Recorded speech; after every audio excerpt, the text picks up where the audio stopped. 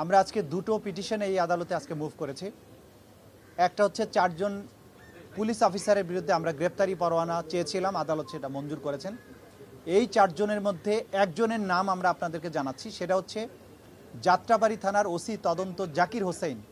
আপনারা সামাজিক যোগাযোগ মাধ্যমে এবং আপনাদের সরাসরি ক্যামেরায় সেই দৃশ্যটা ধরা পড়েছিল যে একটা তরুণকে আহত অবস্থায় তার আরেক সহকর্মী যখন তাকে উদ্ধার করে নিয়ে যাচ্ছিল, সে তখন বেঁচে ছিল, খুব স্বাভাবিক অবস্থা, তার পায়ে গুলি আহত ছিল সামান্য।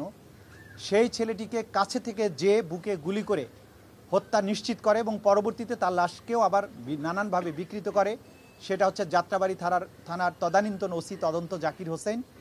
সে এখন পলাতক আছে। এই জাকির হোসেনের বিরুদ্ধে সহ আরও 3 জন পুলিশ অফিসার যারা যাত্রাবাড়ির অ্যাট্রোসিটির সাথে, যাদের ব্যাপারে আমরা অকাট্য প্রমাণ পেয়েছি, এরকম 4 জন অফিসারের বিরুদ্ধে আমরা গ্রেপ্তারি পরোয়ানা চেয়েছিলাম, আদালত সেটা মঞ্জুর করেছেন।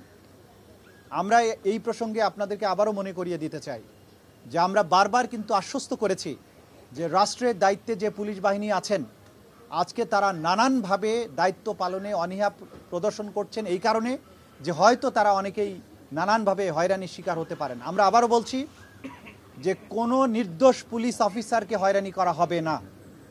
যাদের বিরুদ্ধে অকাট্য প্রমাণ পাবো আমরা, আমাদের তদন্ত সংস্থা পাবে, জুলাই আগস্টের গণহত্যার অ্যাট্রোসিটির সাথে, নিষ্ঠুরতার সাথে যারা জড়িত ছিলেন তারা কেউ ছাড় পাবেন না।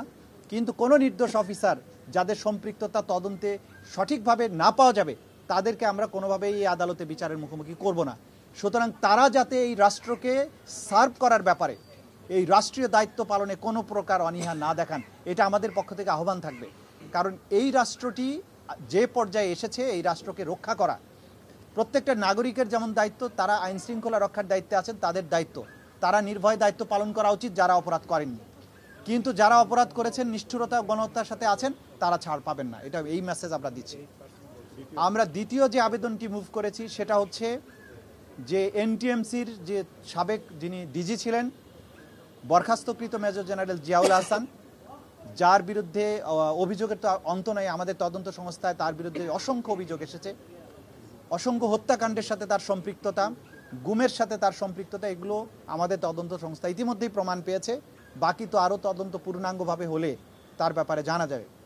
তিনি অলরেডি আমাদের এই ট্রাইব্যুনালের আদেশে গ্রেপ্তারকৃত আছেন। তার কাছ থেকে আমাদের জিজ্ঞাসাবাদ করা দরকার কাদের মাধ্যমে তিনি এই হত্যাকাণ্ডগুলো ঘটিয়েছেন, বা তার কাছ থেকে এই বিস্তারিত তথ্য আমাদের জানার স্বার্থে আন্তর্জাতিক অপরাধ ট্রাইব্যুনালের যে আইন আছে, রুলস অফ প্রসিডিওর আছে, সেই অনুযায়ী তাকে আমরা একদিনের জন্য জিজ্ঞাসাবাদের বা ইন্টারোগেশনের জন্য অনুমতি চেয়েছি আদালতের। আদালত সেই অনুমতি দিয়েছেন একটা নির্ধারিত তারিখে। সেই তারিখটা আমরা আপনাদেরকে জানাচ্ছি না আমাদের নিরাপত্তার কারণে। সেই তারিখে তাকে আমরা জিজ্ঞাসাবাদ করব, জিজ্ঞাসাবাদ করে তার কাছ থেকে তথ্য উদ্ঘাটনের জন্য আমরা চেষ্টা করব। তৃতীয় যে বিষয়টা আজকে আপনাদের বলা দরকার, যেটা আপনাদেরকে ইতিপূর্বে বলতে পারিনি, সেটা হচ্ছে যে আমরা গত পরশুদিন ইন্টারপোলের কাছে রেড নোটিশ পাঠানোর জন্য বা রেড অ্যালার্ট জারি করার জন্য ইন্টারপোলকে রিকোয়েস্ট করেছি।